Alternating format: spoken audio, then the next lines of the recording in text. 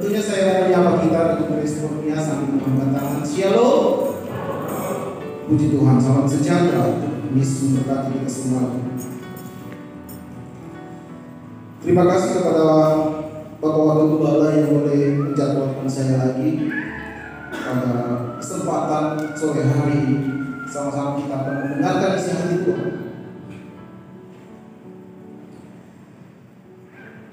Sore menjelang petang hari ini, kita boleh ada semua karena anugerah Tuhan.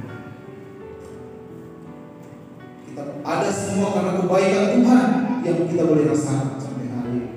Mari sama-sama kita membuka dalam kebenaran firman Tuhan dalam nats kita dalam Filipi pasalnya yang pertama.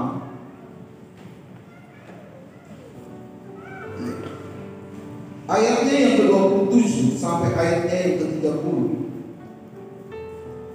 Dengan cepat saya membaca, Bapak Ibu Saudara boleh menyimak. Nasihat supaya tetap berjuang.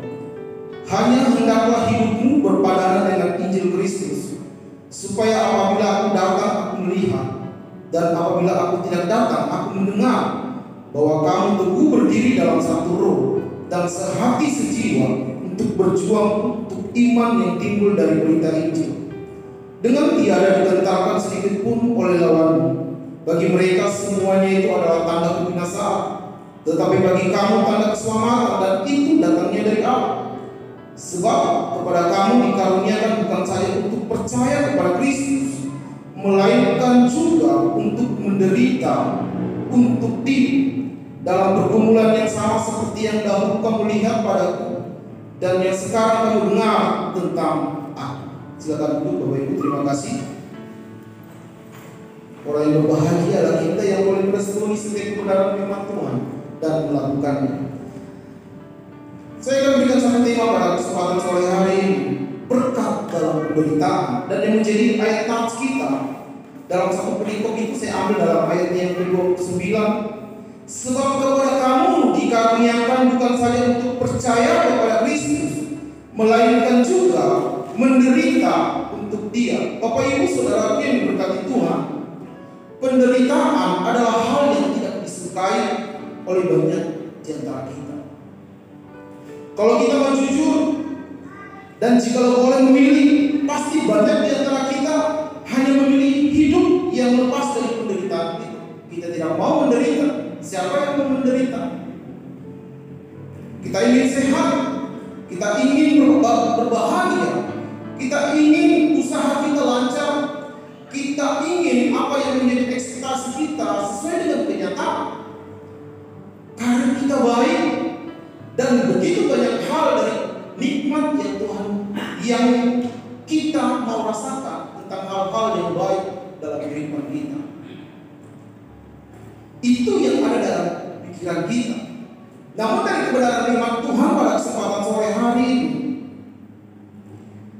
mengatakan sebab kamu dikaruniakan bukan saja untuk percaya kepada Kristus, melainkan juga untuk menderita untuk Dia. Saya katakan tadi, tidak ada di antara kita yang mau dalam kehidupannya menderita, mengalami hal-hal yang tidak mengenakan. Daging ini kalau dicubit pasti sakit. Itu adalah penderitaan. Bagaimana Rasul Paulus kepada jemaat Tuhan yang ada di Filipi memberikan suatu nasihat kepada kita pada sore hari ini untuk kita terus berjuang menghadapi setiap pergumulan kehidupan kita, penderitaan kita. Saya katakan tadi bahwa hal-hal yang baik yang saya sebutkan tadi itu ada dalam pikiran kita, Bapak Ibu yang diberkati Tuhan. Tidak pernah di antara sedikit pun di antara kita yang membayangkan akan hidup dalam kekurangan, penyakit, sakit penyakit, ataupun usaha kita yang gagal. Tapi apakah kehidupan yang senantiasa berjalan yang seperti kita harapkan? Saya katakan tadi, ekspektasi kita, keinginan kita sesuai dengan kenyataan. Itu ada sebuah pertanyaan yang sangat besar dalam kehidupan kita, Bapak Ibu diberkati Tuhan. Penderitaan sering dipandang sebagai sesuatu hal yang buruk. Penderitaan sering kita pandang sebagai sesuatu hal yang tidak mengenakan. Ya sebenarnya dicatat dalam Alkitab, kita dikaruniakan sebagai orang percaya bukan untuk hanya percaya kepada Kristus saja, tetapi harus menderita untuk Dia. Dan ini adalah Alkitabiah, Bapak Ibu. Kita harus menderita, suka atau tidak suka, mau atau tidak mau. Kehidupan kita sebagai anak Tuhan harus menderita. Sekalipun Bapak Ibu yang saya kasih dalam kasih Kristus, ada penderitaan yang merupakan hukuman atau sebuah konsekuensi karena sebuah kelalaian. Dari tokoh-tokoh Alkitab yang kita sudah pelajari, beberapa banyak tokoh-tokoh Alkitab, bapak-bapak rohani kita, yang mereka karena diberikan hukuman karena sebuah konsekuensi yang memang harus diterima. Karena itu sebuah kelalaian, sebuah pelanggaran dan lain sebagainya. Tetapi dari sudut pandang orang percaya, khususnya ketika berhadapan dengan penderitaan karena iman dan kebenaran, maka penderitaan itu memang tidak menyenangkan. Tapi perspektif kita sebagai manusia, perspektif ilahi, ada kebaikan yang disediakan bagi orang yang percaya. Saya mau mengubah paradigma kita, perspektif kita, bahwa penderitaan ada berkat atas penderitaan itu sendiri. Dalam Filipi 1, kita ayat yang ke-6, kita ke atas, dikatakan seperti ini. Akan hal ini aku yakin sepenuhnya, yaitu Ia yang memulai pekerjaan yang baik di antara kamu akan meneruskannya sampai pada akhirnya pada hari Kristus Yesus. Dan dipertegas lagi dalam Roma pasal 8 yang menjadi sebuah ayat hafalan bagi kita, ayat yang ke-28, dikatakan, kita tahu sekarang bahwa Allah turut bekerja dalam segala sesuatu untuk mendatangkan kebaikan bagi mereka yang mengasihi Dia, yaitu bagi mereka yang terpanggil sesuai dengan rencana Allah. Bapak Ibu, saudaraku yang saya kasih dalam kasih Kristus, anak Tuhan ketika berada dalam penderitaan, kita harus percaya bahwa ada berkat atas penderitaan itu. Karena sudah dijanjikan dalam kehidupan kita bahwa sesungguhnya Allah turut bekerja dalam kehidupan kita untuk mendatangkan kebaikan. Boleh katakan amin. Penderitaan yang kita alami saat ini tidak sebanding dengan apa yang dialami oleh Tuhan Yesus. Melalui penderitaannya, Dia harus dihukum karena dosa-dosa kita. Apa yang menjadi kekhawatiran kita hari-hari ini? Kita melihat bagaimana Tuhan menjadi gambaran cerminan hidup dalam kehidupan kita sebagai orang yang percaya kepada Kristus. Dia menjamin kita untuk mendatangkan kebaikan atas penderitaan kita. Firman Tuhan, pujian tadi sebelum kita masuk firman Tuhan, walaupun kita ada dalam badai, Tuhan ada dalam badai itu. Tema pujian ini saya bersyukur tentang kebaikan Tuhan. Dari awal sampai akhir tentang kebaikan Tuhan. Luar biasa. Bagaimana kebaikan Tuhan yang kita boleh sama-sama rasakan sampai hari ini. Bapak Ibu saudaraku yang saya kasih dalam kasih Kristus, dalam Filipi di sini bagaimana Rasul Paulus menghadapi yang namanya penderitaan. Dia dikatakan disesat yang luar biasa. Dia dilemparkan di penjara. Kalau kita membaca membandingkan dalam Kisah Rasul pasal 16, boleh ditampilkan ayatnya yang ke-23 sampai ayat yang ke-24 mengatakan seperti ini. Setelah mereka berkali-kali didera, mereka dilemparkan ke dalam penjara. Kepala penjara diperintahkan untuk menjaga mereka dengan sungguh-sungguh. Paulus mengalami penderitaan tubuh, penderitaan yang mungkin tidak ada yang dia alami dialami oleh manusia karena daging ini, dia harus mengalami penderitaan itu. Sungguh luar biasa bagaimana Tuhan memproses Paulus. Bagaimana disesatnya Paulus, dilimpahkannya dalam penjara, dia harus mengalami apa yang dinamakan karam kapal dan lain sebagainya, sebuah penderitaan yang secara manusia kita tidak mampu menghadapi situasi tersebut. Sehingga Paulus mau menyampaikan kepada kita untuk kita tetap hidup berpadanan dengan apa yang dinamakan dengan Injil Kristus.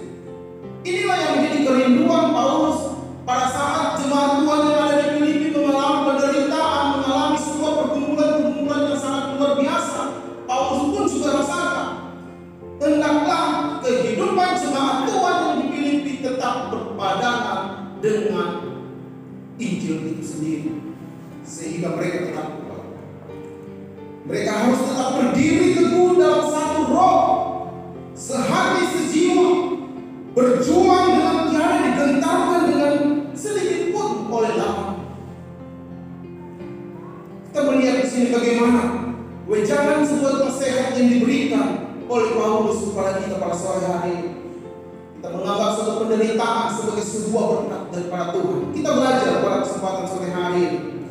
Pelajaran apa dan pertemuan apa yang kita peroleh ketika kita berada dalam penderitaan? Yang pertama, penderitaan adalah hal yang pasti akan dihadapi oleh semua orang di muka bumi. Penderitaan adalah hal yang pasti, saya katakan. Tidak satu pun yang hidup di muka bumi ini yang tidak akan mengalami penderitaan. Apalagi kita sebagai orang Kristen, kita sebagai orang yang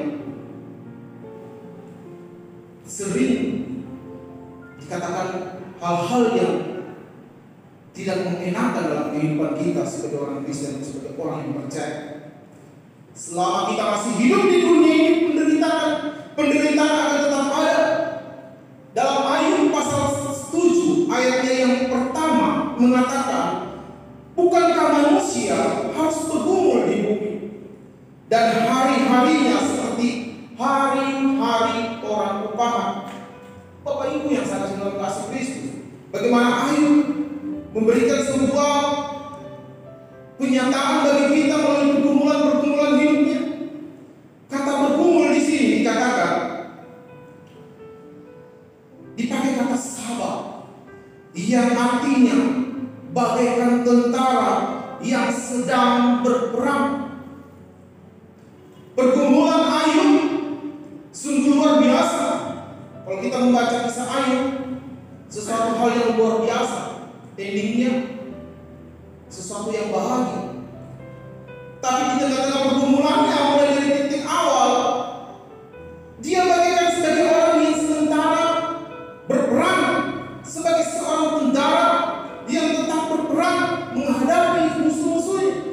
Yang artinya, bukankah manusia yang hidupnya bagaikan orang yang berperang?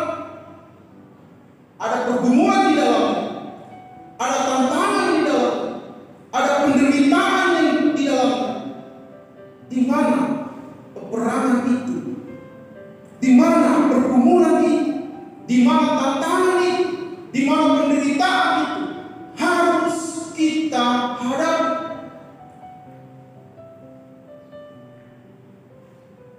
Ditambah lagi, mari saya banyak membandingkan ayat firman Tuhan pada kesempatan sore hari ini.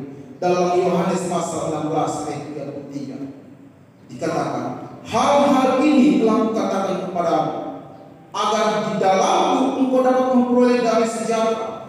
Di dunia ini engkau akan mengalami kesukaran, tetapi teguhkanlah hatimu, aku sudah mengalahkan bumi.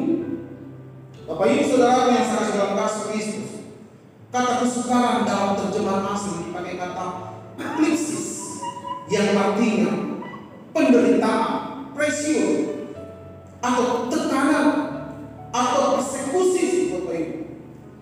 Jadi penderitaan adalah realita kehidupan yang suka atau tidak suka akan dialami oleh manusia itu sendiri. Seringkali kita hanya merasa seolah-olah hanya kita yang menderita dalam dunia ini, sehingga kita berputus asa. Kita tidak mengetahui bahwa ada banyak orang di luar sana yang lebih menderita daripada kita. Makanya kita harus tetap bersyukur. Oleh sebab itu, tetaplah semangat dalam menghadapi setiap pergumulan penderitaan kita, karena ada berkat-berkat Tuhan di tengah-tengah penderitaan itu sendiri. Dikatakan tadi bahwa Tuhan akan menyatakan kuasa-Nya dalam kehidupan kita. Allah turut bekerja dalam penderitaanmu, Allah turut bekerja dalam tantanganmu yang kita hadapi. Tuhan sudah mengalahkan dunia, dan di dalam Tuhan kita memperoleh damai dan sejahtera. Ini pelajaran atau berkat Tuhan yang pertama. Yang kedua, pelajaran apa atau berkat Tuhan apa yang bisa kita peroleh ketika kita berada dalam penderitaan? Penderitaan jadikan kita berharap hanya kepada Tuhan. Mari sama-sama kita membuka, boleh ditampilkan dalam 2 Korintus pasal 1 ayat 8. 2 Korintus pasal 1 ayat yang ke-8. Sebab kami mau saudara-saudara supaya kamu tahu akan penderitaan yang kami alami di Asia Kecil. Beban yang ditanggung atas kami adalah begitu besar dan begitu berat, sehingga kami telah putus asa juga akan hidup kami. Bapak Ibu saudaraku yang saya kasih dalam kasih Kristus, di sini kita melihat bagaimana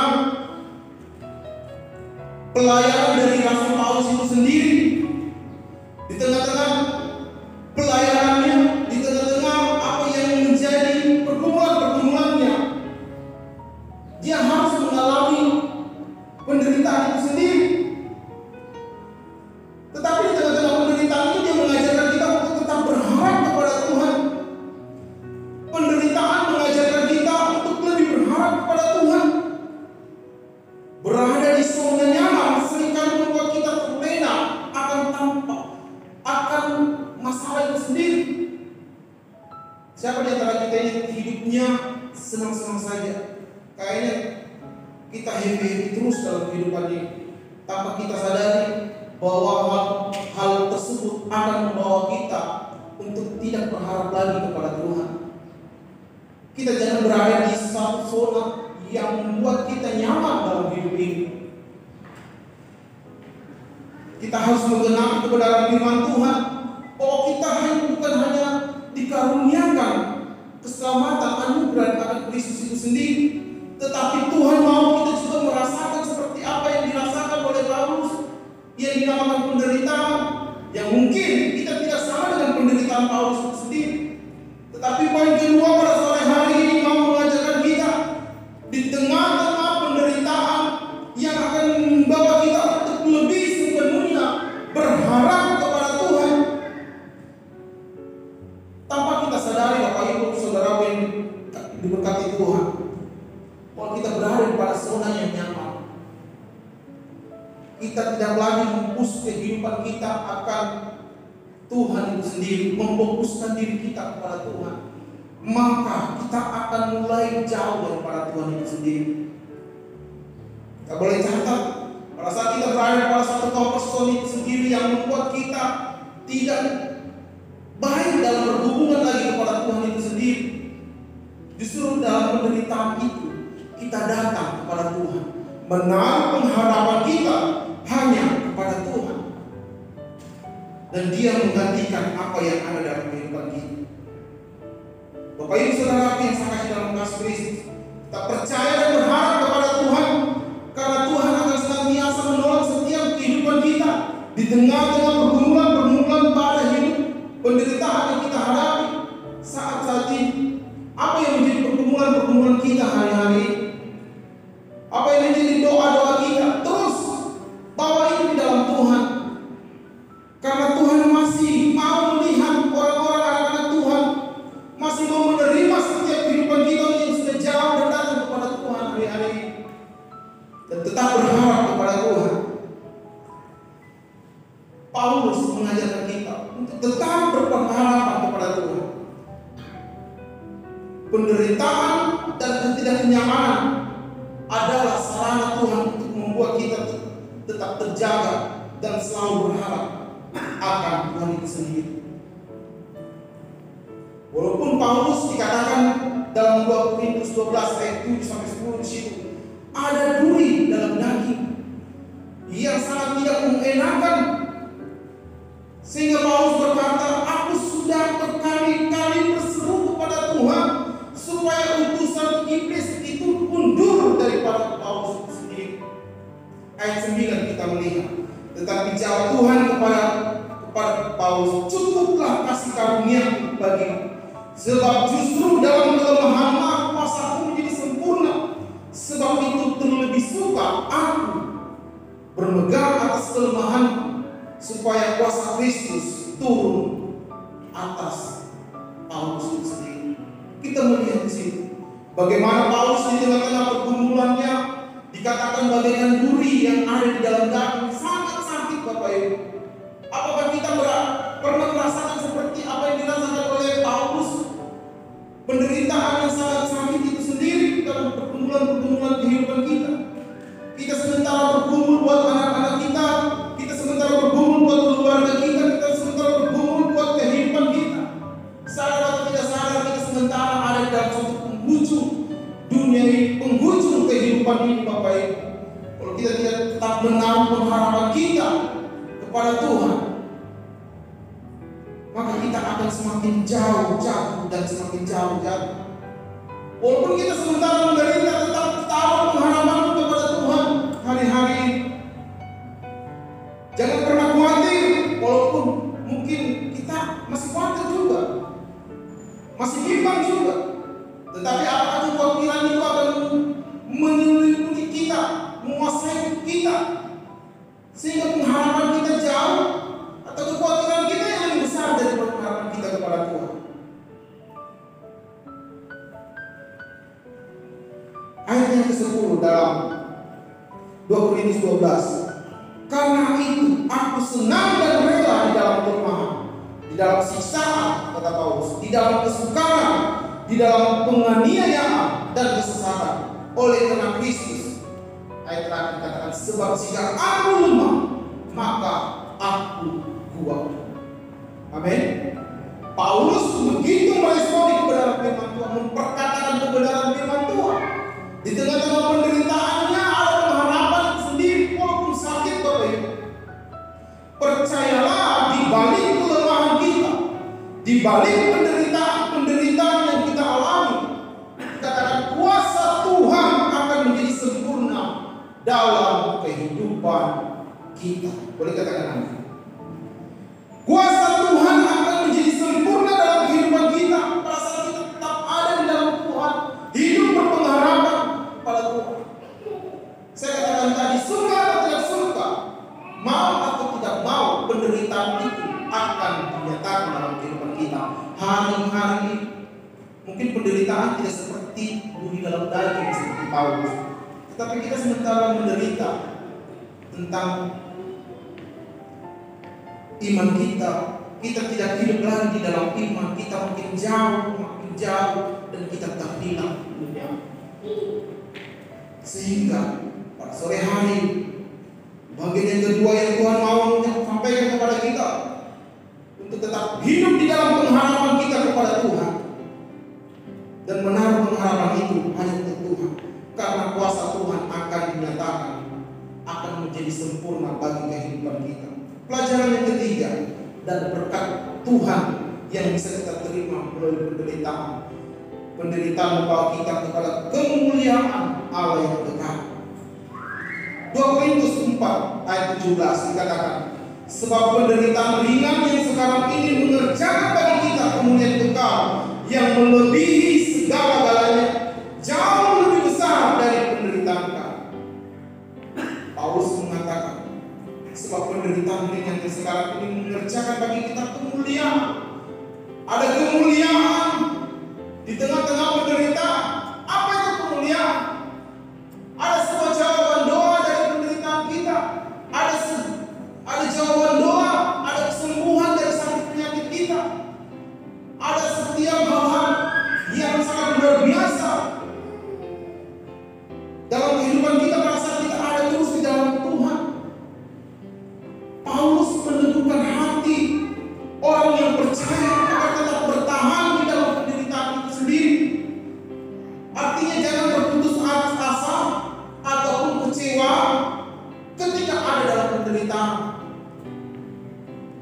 Banyak anak-anak Tuhan yang karena menderita meninggalkan Tuhan. Banyak anak-anak Tuhan yang karena berputus asa meninggalkan Tuhan. Mereka tidak ada lagi di dalam Tuhan. Dikatakan tadi Paulus mengatakan bahwa jangan berputus asa ataupun kecewa ketika ada dalam penderitaan. Tetapi sebaliknya, jadikan penderitaan itu sebagai batu loncatan untuk kita mengalami kekuatan. Kita kokoh di dalam Tuhan itu sendiri. Karena saya percaya di balik penderitaan ada kemuliaan yang melebihi segala-galanya, bahkan jauh besar dari penderitaan yang kita alami. Roma pasal 8 ayat 17. Dan jika kita adalah anak, maka kita juga adalah ahli waris. Maksudnya, orang-orang yang berhak menerima janji-janji Allah, yang akan menerimanya bersama-sama dengan Kristus, yaitu jika kita menderita bersama-sama dengan Dia, supaya kita juga dipermuliakan bersama-sama dengan Dia. Bapak Ibu Saudara yang diberkati Tuhan, penderitaan yang kita alami membawa kita kepada kemuliaan yang kekal. Tuhan menanggung kehidupan kita. Tuhan bertanggung jawab atas pergumulan kita. Oleh sebab itu jangan putus asa, jangan kecewa, jangan jauh daripada Tuhan. Mau tidak mau, suka atau tidak suka, penderitaan itu akan kita terima. Tapi kita melihat di sini bagaimana Paulus mengajarkan kita untuk terus berharap kepada Tuhan, karena di tengah-tengah pergumulan kita ada kemuliaan di depan kita yang Tuhan akan berikan bagi orang yang percaya. Pelajaran terakhir yang mau saya bagikan bagi kita, atau berkat Tuhan apa yang bisa kita terima ketika kita berada dalam penderitaan yang keempat. Penderitaan membuat kita sadar akan dosa-dosa kita. Mari sama-sama kita membuka 1 Petrus pasal 4 ayat 1 dan 2.